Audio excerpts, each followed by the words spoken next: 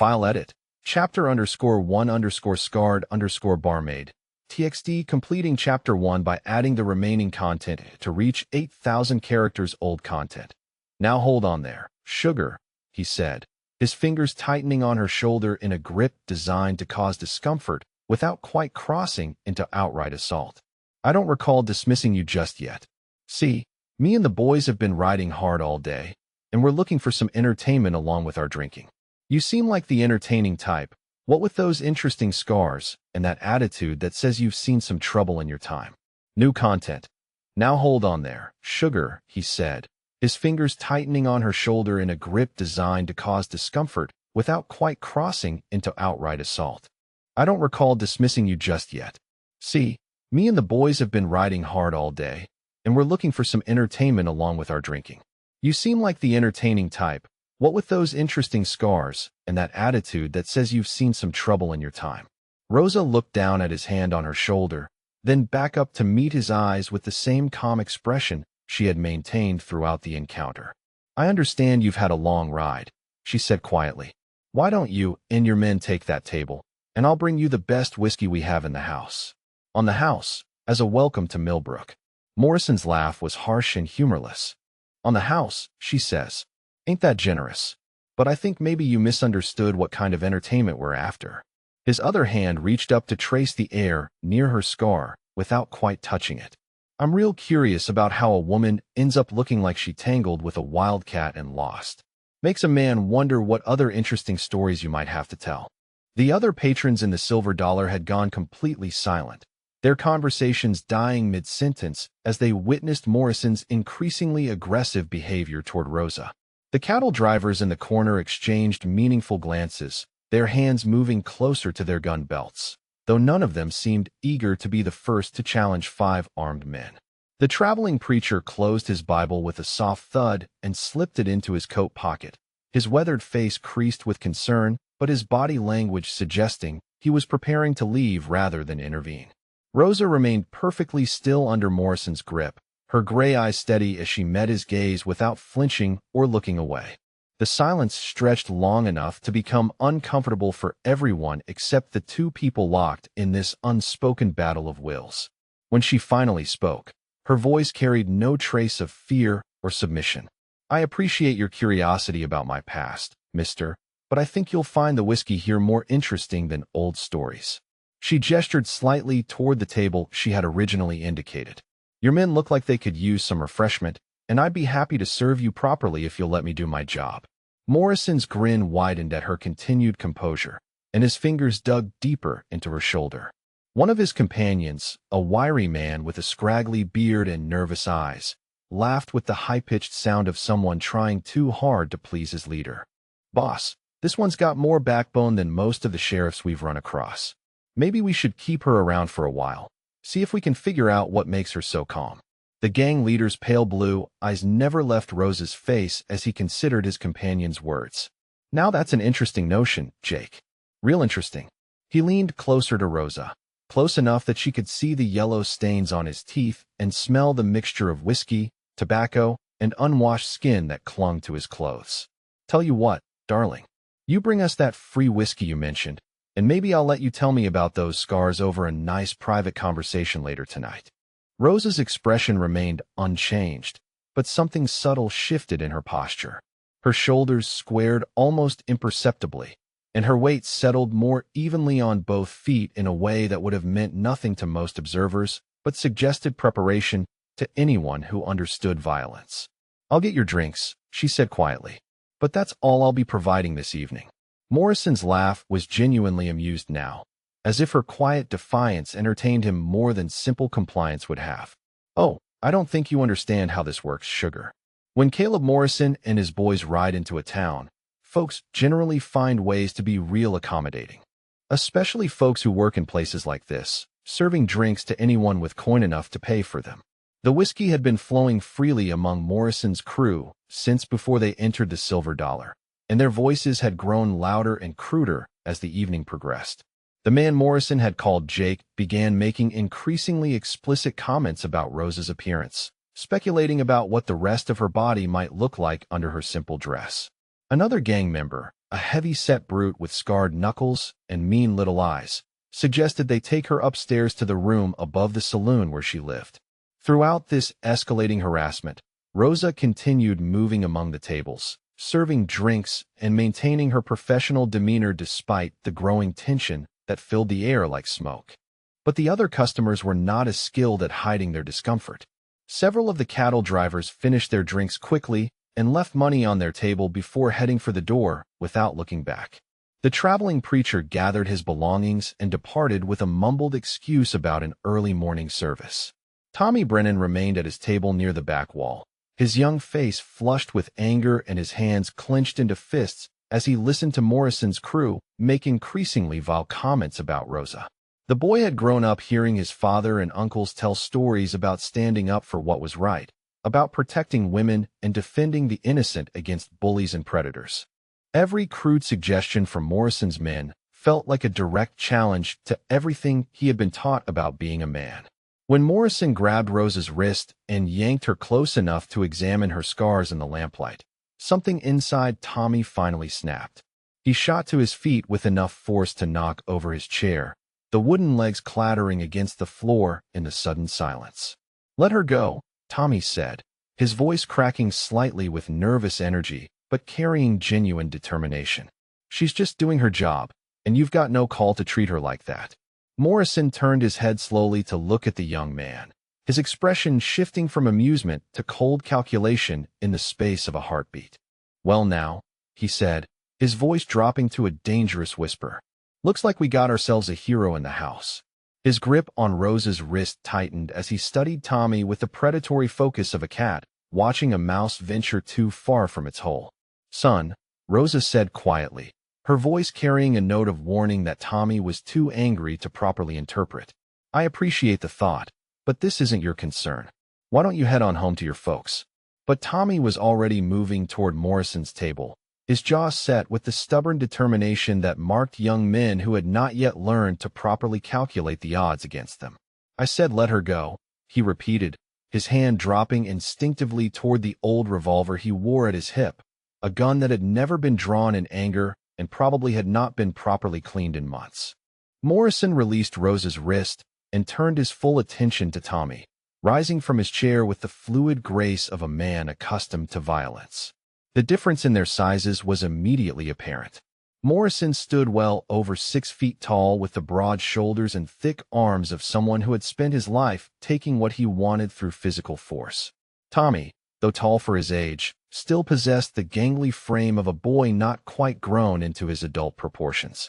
Before anyone could react, Morrison's massive hand shot out and struck Tommy across the face with enough force to send the young man staggering backward into an empty table.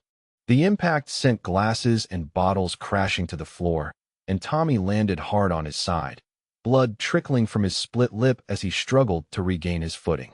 The casual brutality of the assault sent most of the remaining customers scrambling for the exits, chairs scraping across the floor and coins scattered on tables as men who moments before had been enjoying their evening suddenly found urgent business elsewhere. Within seconds, the silver dollar had emptied except for Morrison's crew, Rosa, Tommy, and old Henrik, who had emerged from the back room to witness the commotion. Rosa moved immediately to Tommy's side, helping him sit up and checking the cut on his mouth with the practiced efficiency of someone who had tended injuries before. "Easy there," she murmured, her voice gentle as she examined the damage. "It's just a split lip. You'll be fine." But as she helped Tommy to his feet, something in her movements had changed. The submissive posture she had maintained while serving drinks was gone, replaced by something that suggested coiled strength and barely contained readiness. When she turned back to face Morrison, her gray eyes held a coldness that had not been there moments before. "Now before you find out what happens next," Rosa said, her voice carrying clearly through the nearly empty saloon as she looked directly at Morrison, "if you're enjoying this story, I'd appreciate you hitting that like button down below. And if you're not already part of our community, make sure to subscribe because we bring you tales like this every week. I'd love to know where in the world you're listening from tonight, so drop a comment and tell me what country you're in. These stories of standing up for what's right seem to travel everywhere, and it always amazes me how universal that need for justice really is. Now stay with me because what's coming next will show you exactly what happens when someone pushes too far. Morrison was studying Rosa with renewed interest, clearly noting the change in her demeanor, but not yet understanding its significance. That was real touching, the way you helped the boy there, he said, rolling his shoulders and cracking his knuckles with deliberate menace. Shows you got a caring heart under all that scarred-up skin. Makes a man wonder what other tender spots you might be hiding.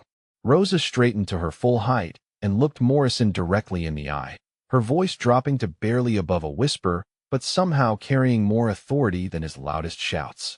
"I'm going to give you one chance to collect your men and ride out of here peacefully," she said, each word precisely articulated and weighted with unmistakable finality. "One chance to pretend this never happened and continue on your way without anyone getting seriously hurt." Morrison's laughter filled the empty saloon, echoing off the walls and rattling the remaining glasses on the bar. His crew joined in with the nervous energy of men who sensed violence approaching and were eager to see it visited upon someone else. The gang leader stepped closer to Rosa, close enough to loom over her with his superior height and weight. "Or what, sugar?" he asked, his voice thick with mock concern. "What exactly do you think you're going to do about it if we decide to stay and enjoy your hospitality a little longer? You going to throw dishes at us? Maybe sweep us out with that broom you used to clean up after real customers?" Rosa looked at Morrison with the same steady expression she had maintained throughout the escalating confrontation, but something fundamental had shifted in the way she carried herself. The submissive curve of her shoulders had straightened, and her stance had widened slightly in a way that suggested perfect balance rather than defensive posture. When she spoke again, her voice carried a different quality, still quiet, but with an underlying resonance that seemed to fill the empty saloon. "That's your last warning, mister," she said, the words delivered with the calm finality of someone making a simple statement of fact rather than issuing a threat. "I've given you every chance to walk away from this with your pride intact." Morrison's response was to reach out and grab Rosa's chin, forcing her to turn her head so he could examine the scar that ran down the left side of her face in the lamplight. His thick fingers traced the air just above the raised white tissue, following its path from temple to jaw with the fascination of someone examining an interesting specimen. "These are real pretty marks you got here," he said, his voice thick with cruel amusement. "Real artistic-like. Somebody took their time with you, didn't they? Made sure you'd remember them every time you looked in a mirror."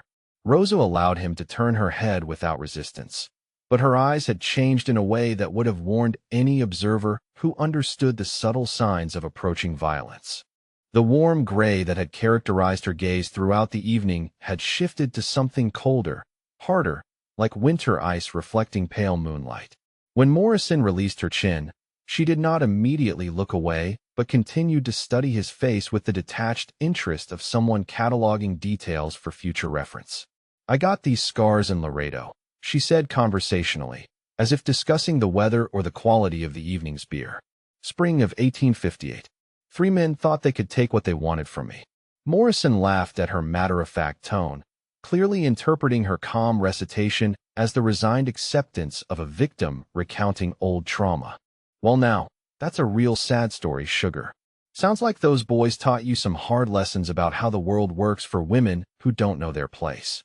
But in the corner of the saloon, old Jake Patterson had gone absolutely white, his weathered face draining of color as Rosa's words registered with significance that Morrison completely missed.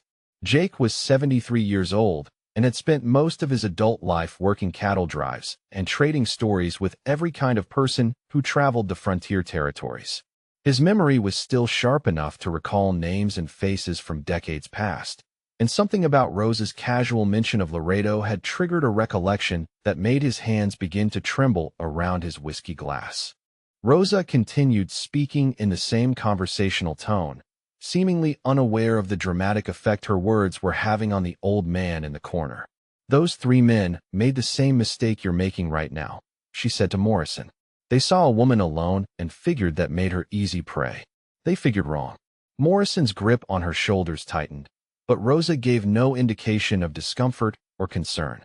Her posture had subtly shifted again, and anyone with experience reading body language would have noticed that her weight was now perfectly distributed, her center of gravity low and stable.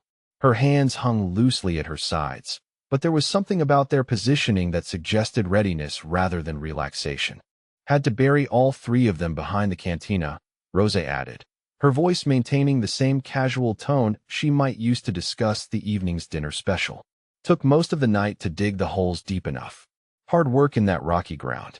Jake Patterson's whiskey glass slipped from his trembling fingers and shattered against the floor, the sound sharp and sudden in the tense silence of the nearly empty saloon.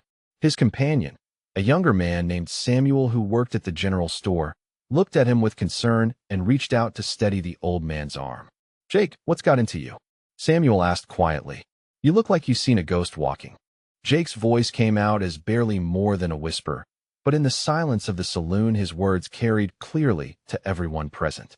"Sweet Jesus in heaven," he breathed, his eyes fixed on Rosa with something approaching religious awe. "Those ain't accident scars. Those are fighting scars." Morrison glanced toward the old man with irritation, clearly annoyed by the interruption of his intimidation display. "What are you mumbling about over there, old-timer?" he snapped. "Keep your mouth shut and mind your own business." But Jake was no longer paying attention to Morrison or his threats. His entire focus was on Rosa and the memories that her words and appearance had awakened in his mind. Memories of stories told around campfires during long cattle drives, tales shared in saloons from Texas to Colorado about a woman who had earned a reputation that even hardened gunfighters spoke of in hushed tones.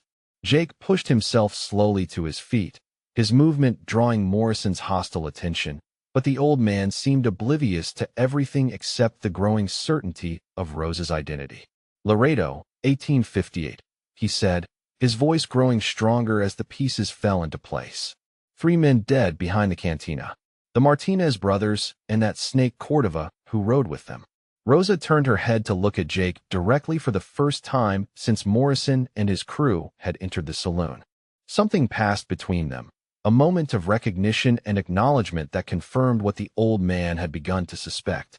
When she spoke, her voice carried a new quality, something that suggested depths of experience and capability that had been carefully hidden beneath her mild-mannered exterior. "You have a good memory, Jake," she said simply. "Not many people remember stories that old." Morrison looked back and forth between Rosa and Jake, his expression shifting from amusement to confusion as he sensed undercurrents in their exchange that he did not understand. "What the hell are you two talking about?" he demanded. "What's this nonsense about dead men and fighting scars?" Jake's face had regained some color, but his expression was grave as he addressed Morrison directly for the first time since the gang had entered the saloon.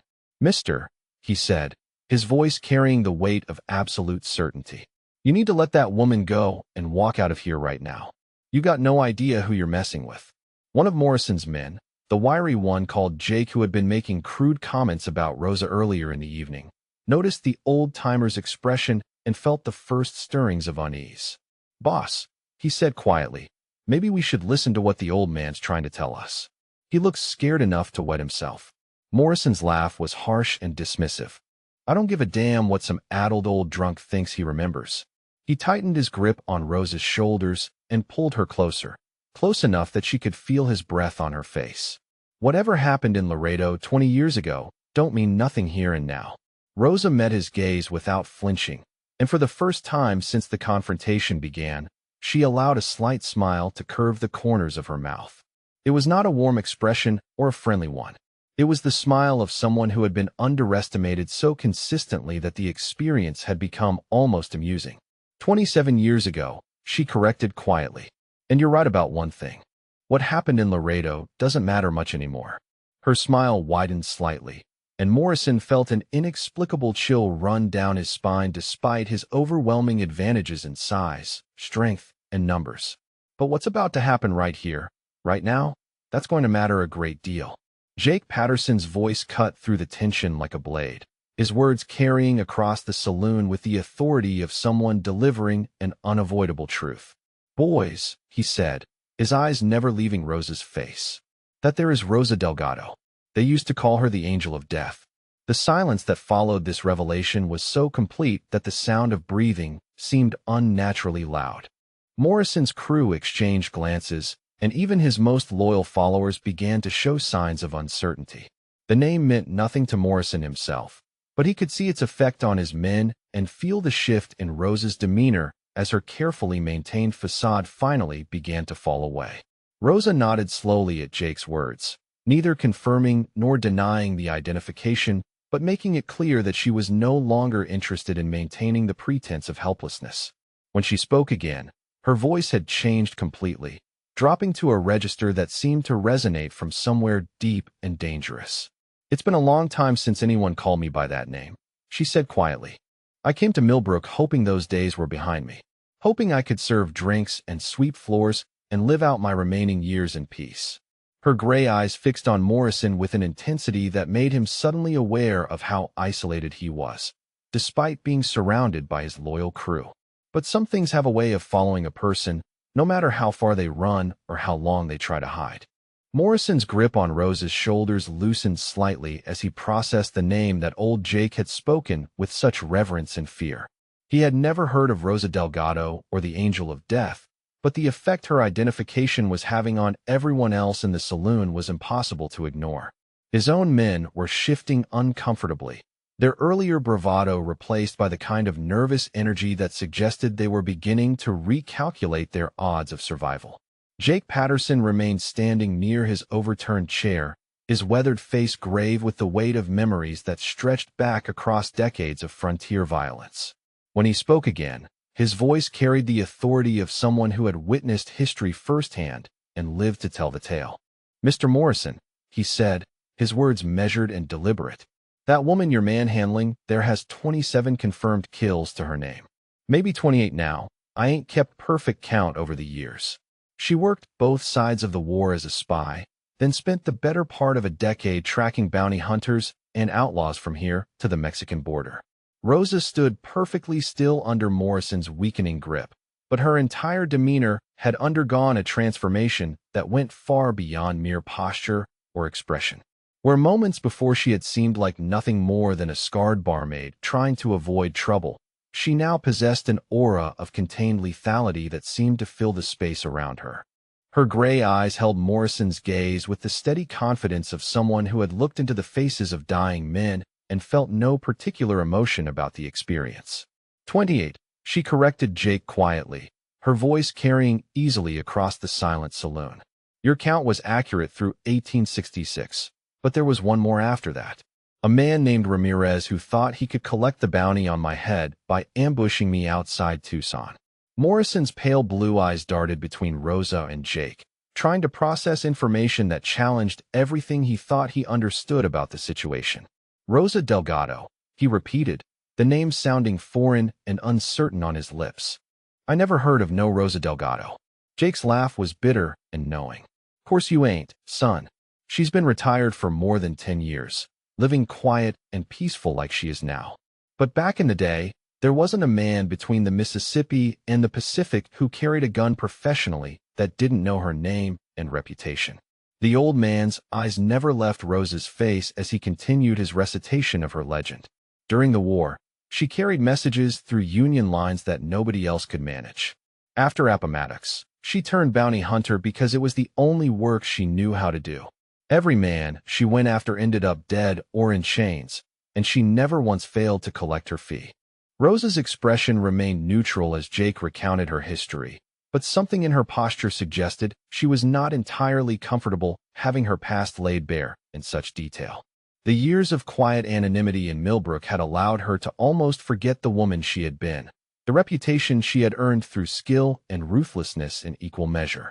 "I came here to leave all that behind," she said quietly, her words addressed to the room in general rather than any specific person. "I'd killed enough men to last several lifetimes, and I wanted to spend whatever years I had left serving coffee and sweeping floors and going to bed at night without wondering if someone would try to put a bullet in me while I slept." Morrison's crew was beginning to show obvious signs of unease now that Rosa's identity had been established beyond doubt. The wiry man they called Jake kept glancing toward the door as if calculating his chances of reaching it before violence erupted. Another gang member, a stocky brute with scarred hands and small mean eyes, had let his hand drift toward his gun but seemed reluctant to draw it. Rosa noticed these subtle movements with the practiced eye of someone who had spent years reading the intentions and capabilities of dangerous men. Her own stance had shifted again, almost imperceptibly, settling into something that balanced perfectly between relaxed readiness and explosive potential. Anyone who had seen professional gunfighters in action would have recognized the posture immediately. Morrison, however, remained focused on his attempt to understand how a middle-aged barmaid could possibly be the legendary figure that Jake was describing. "Those scars on her face," he said, his voice uncertain for the first time since entering the saloon. "How'd she really get them?" Jake's expression grew even more serious as he prepared to answer that question. "That's the most famous story about her," he said quietly. "Happened down in Laredo when she was tracking the Cordova gang for the Texas Rangers. 3 of them caught her alone in a cantina, figured they'd have some fun before they killed her for the bounty on her head." Rosa's hand moved almost casually to rest on the bar behind her, her fingers drumming once against the polished wood surface. The gesture seemed innocent enough, but Morrison noticed how naturally her arm positioned itself and wondered what she might have within reach behind that bar. "They held her down and carved up her face with a Bowie knife," Jake continued, his voice growing harder with each word. "Took their time about it. Wanted to make sure she'd suffer before they finished her off. But they made one mistake that cost them everything." "What mistake was that?" asked Samuel, the young man from the general store who had been sitting with Jake when the evening's troubles began. His voice was barely above a whisper, but his fascination with the story was evident. "They left her hands free," Rosa answered before Jake could respond. Her voice carried no emotion as she recounted what was clearly one of the most traumatic experiences of her life. Figured a woman pinned down by 3 grown men couldn't do much damage even with her hands loose. They figured wrong. Morrison was staring at her now with something approaching the respect that dangerous predators show for other apex hunters. The casual confidence he had displayed throughout the evening was beginning to crack as he started to understand that he had not cornered a helpless victim, but rather awakened something that had been deliberately sleeping. "She killed all 3 of them right there on the cantina floor," Jake said, picking up the narrative thread. "Used a skinning knife she kept in her boot, the one they never thought to check for. By the time the local law arrived, Cordova and his boys were decorating the sawdust, and Rosa was sitting at the bar drinking tequila and waiting for someone to fetch a doctor to stitch up her face." The silence that followed this revelation stretched long enough to become oppressive. Morrison's grip on Rosa's shoulders had loosened to the point where he was barely touching her, and his expression showed the first real signs of uncertainty he had displayed since entering the Silver Dollar. Rosa turned her head slightly to look at him directly, and when she spoke her voice carried the quiet authority of someone accustomed to being obeyed without question. "I retired from that life 12 years ago," she said simply. "Settled my last account and decided I'd had enough of violence and death and all the grief that comes with living by the gun." Morrison found his voice, though it lacked the confident bluster that had characterized his earlier threats. "What was your last account?" he asked, and even his crew could hear the change in his tone. Rosa's smile was sad rather than threatening, but there was something in her eyes that suggested depths of pain and loss that went far beyond physical scars. "A man named Vega," she said quietly. "He killed my daughter in Amarillo. Thought it would draw me out of retirement, so he could collect the bounty that was still on my head from the old days." The emotional weight in her voice was genuine, and for a moment Morrison and his men were reminded that the legendary gunfighter standing before them was also a woman who had suffered losses that most people could not even imagine. But that reminder of her humanity only served to make her more dangerous rather than less so, because it demonstrated the kinds of motivation that could drive someone to levels of violence that transcended mere professional necessity. "I tracked him for 8 months," Rosa continued, her voice growing colder with each word. "From Amarillo to El Paso to a dozen other towns where his trail went cold and I had to pick it up again. When I finally found him in a whorehouse in Juarez, he begged me to make it quick." Morrison swallowed hard, and his hands fell completely away from Rosa's shoulders as he took a half-step backward. The movement was unconscious, driven by instincts that recognized genuine danger even when his conscious mind had not yet fully processed the threat. "Did you?" asked the wiry gang member called Jake, his voice tight with morbid curiosity. Rosa's smile widened slightly, And for the first time since the confrontation began, it held genuine warmth.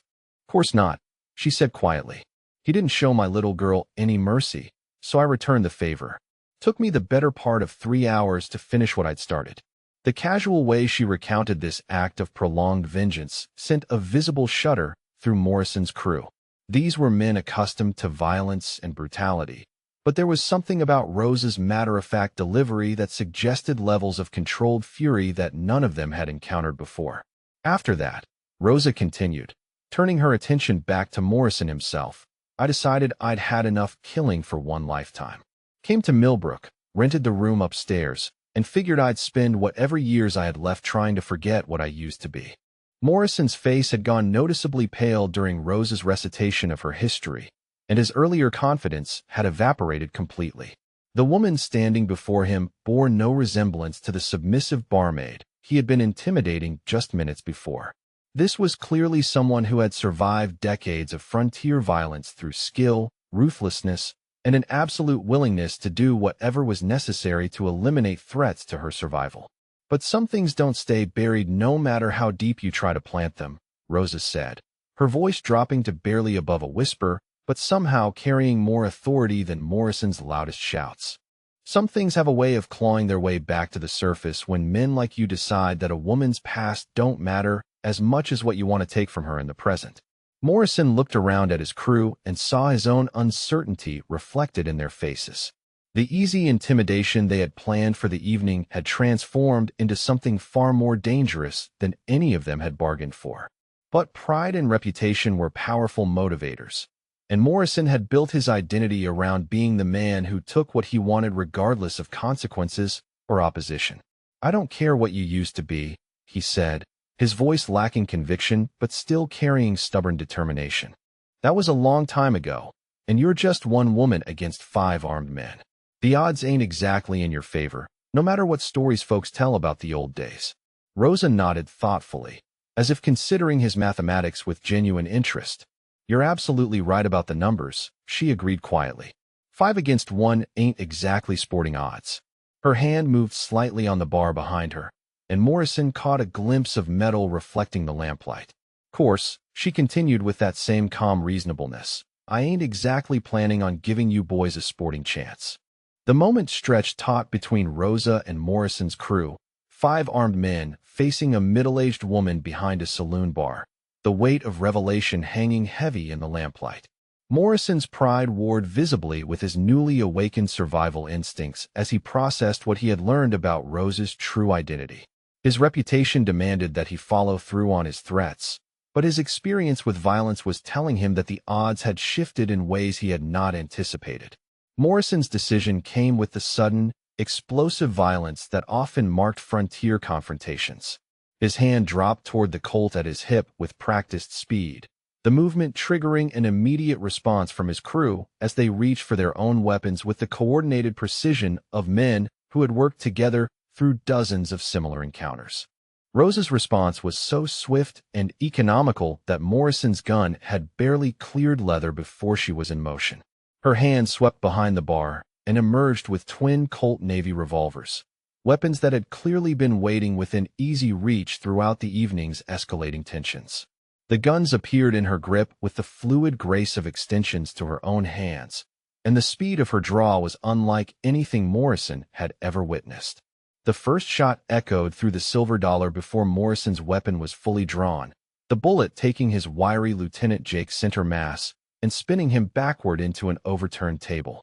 The sound of splintering wood mixed with Jake's scream of pain as he crashed to the floor, clutching his chest and gasping for breath that would not come. Rose's second shot followed so closely behind the first that the two sounds nearly merged into one continuous roar of gunfire. Morrison's stocky enforcer had managed to clear his holster, but never had the chance to aim before Rose's bullet shattered his right shoulder and sent his gun skittering across the floor.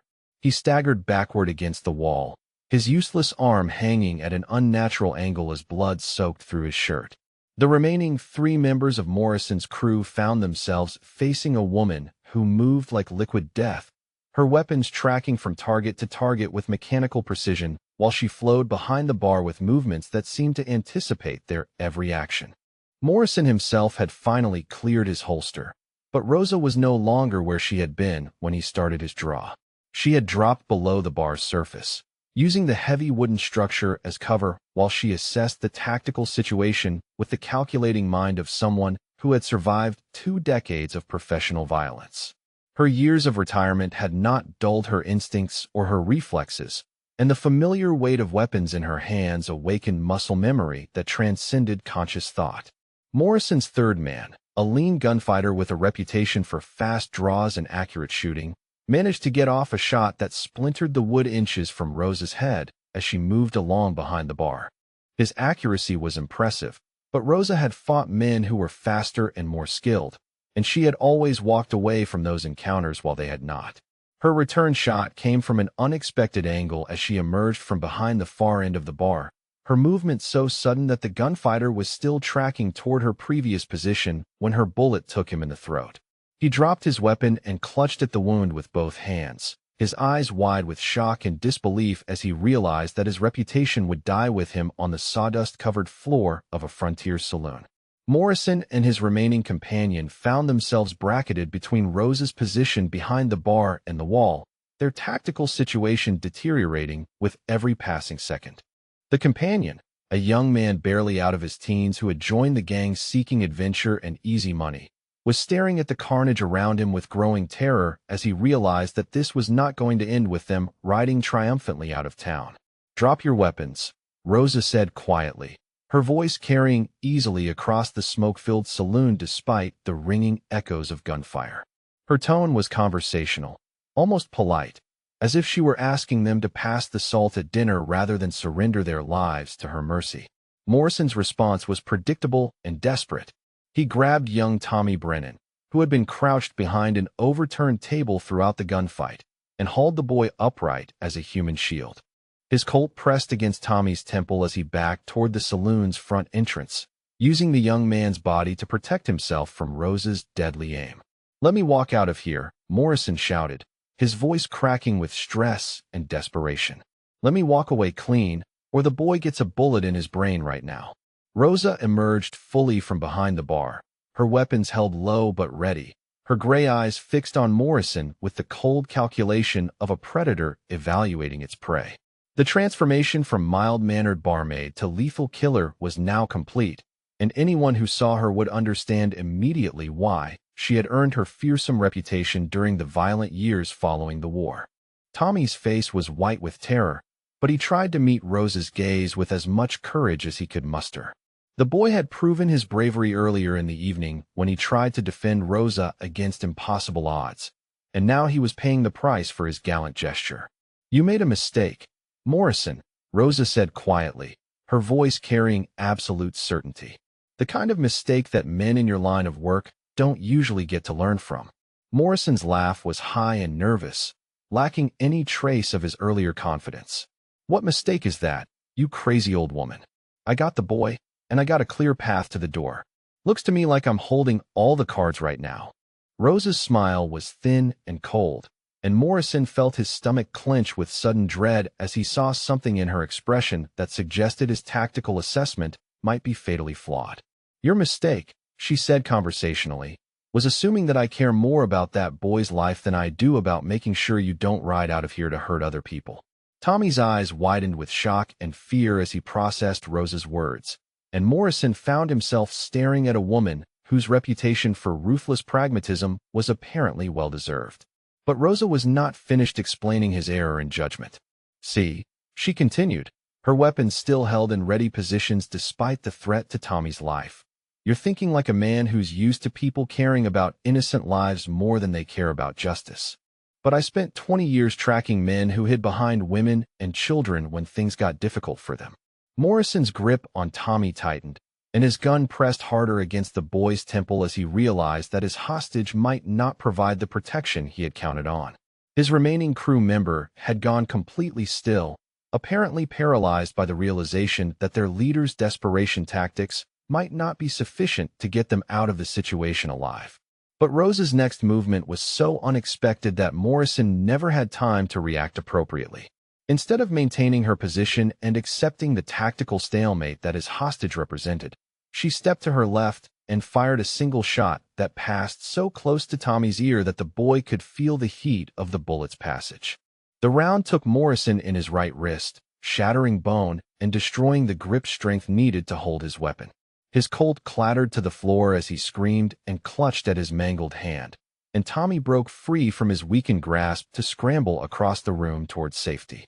Morrison staggered backward against the wall, his face gray with shock and pain as he stared at the ruin of his gun hand. Blood dripped steadily onto the floor from the wound, and he could see white bone fragments protruding through the torn flesh. His career as a gunfighter was over even if he somehow survived the next few minutes. Rosa's remaining opponent, the terrified young man who had joined Morrison's gang seeking adventure, dropped his weapon without being asked and raised his hands high above his head. "I surrender," he said in a voice barely above a whisper. "Please don't kill me. I surrender completely." Rosa nodded acknowledgement of his capitulation but kept her weapons trained on Morrison, who was leaning against the wall and trying to stop the bleeding from his shattered wrist. Her expression showed no satisfaction at having disabled him, only the professional competence of someone completing a necessary but unpleasant task. Morrison looked around the saloon at the carnage that surrounded him. 3 of his men dead or dying, 1 survivor who had abandoned the fight entirely, and his own career ended by a woman whose reputation he had dismissed as frontier mythology. The hubris that had driven him to underestimate Rosa Delgado was going to cost him everything he had spent years building. "You could have walked away," Rosa said quietly, her weapons still ready despite Morrison's obvious inability to continue the fight. "I gave you every chance to take your men and ride out peacefully. All you had to do was accept that some women ain't as helpless as you assumed." Morrison's response was a mixture of pain, fury, and the desperate defiance of a man who had built his identity around being the predator rather than the prey. "This ain't over," he gasped through gritted teeth. "Soon as I get patched up, I'm coming back for you. Gonna bring enough men to burn this whole town down around your ears." Rosa's expression did not change as she listened to his threats, but something shifted in her posture that suggested his words had triggered a decision that Morrison would soon regret. When she spoke again, her voice carried the finality of someone pronouncing judgment rather than continuing a conversation. "No," she said simply. "You're not." The shot that followed was precise and economical, placed with the surgical accuracy that had made Rosa Delgado's reputation legendary throughout the frontier territories. Morrison's threats ended abruptly as he slid down the wall to sit motionless on the floor, his pale blue eyes staring sightlessly at the ceiling while blood pooled beneath him. The surviving gang member, still standing with his hands raised high above his head, began to sob quietly as he realized that he was now alone in a room with a woman who had just eliminated 4 armed men with the casual efficiency of someone sweeping dust from a floor. Rosa turned her attention to the terrified young man, her weapons still held ready but no longer pointed directly at him. "What's your name, son?" she asked in a conversational tone that seemed utterly disconnected from the violence that had just concluded. "Billy Hutchins, ma'am," he stammered, his voice shaking with terror. "Billy Hutchins from Kansas. I just joined up with Morrison's bunch last month, looking for adventure and maybe some easy money." Rosa studied his face with the practiced eye of someone who had learned to read character and intentions through years of dangerous encounters. The young man's terror was genuine, and his obvious inexperience suggested that he had not yet become the kind of hardened criminal who would require permanent elimination. "Well, Billy Hutchins from Kansas," she said quietly. "I'm going to give you a choice that Morrison never offered to his victims. You can ride out of here right now and never come back, or you can stay and join your friends on the floor." Billy's response was immediate and emphatic. "I'll leave, ma'am. Right now. I'll ride straight back to Kansas and never set foot in this territory again. I swear on my mother's grave." Rosa nodded and gestured toward the door with one of her weapons. "Then you'd better get moving before I change my mind about being merciful. And Billy," she added as the young man started toward the exit, "if I ever hear about you riding with gangs like Morrison's again, I'll track you down and finish what we started here tonight." Billy Hutchins needed no further encouragement. He stumbled toward the door, stepping carefully around the bodies scattered across the saloon floor, and disappeared into the night with the desperate haste of a man who had just been given an unexpected second chance at life. File edit. Chapter_6_scarred_barmaid. TXT adding final touches to reach closer to 10,000 characters old content. Tommy had grown into a thoughtful young man whose questions about justice and violence had helped Rosa articulate her own philosophy about the proper use of force. Their conversations had become a regular part of her week, moments when she could share the hard-won wisdom of her experiences with someone who genuinely wanted to understand rather than simply be entertained by frontier legends. New content. Tommy had grown into a thoughtful young man whose questions about justice and violence had helped Rosa articulate her own philosophy about the proper use of force. Their conversations had become a regular part of her week, moments when she could share the hard-won wisdom of her experiences with someone who genuinely wanted to understand rather than simply be entertained by frontier legends. The boy had matured considerably since that night, when he tried to defend her against Morrison's crew. He no longer possessed the reckless bravery of youth, but had developed the thoughtful courage of someone who understood that real heroism often required restraint rather than action. Rosa took pride in watching him grow into the kind of man who would protect others not through violence, but through wisdom and moral strength.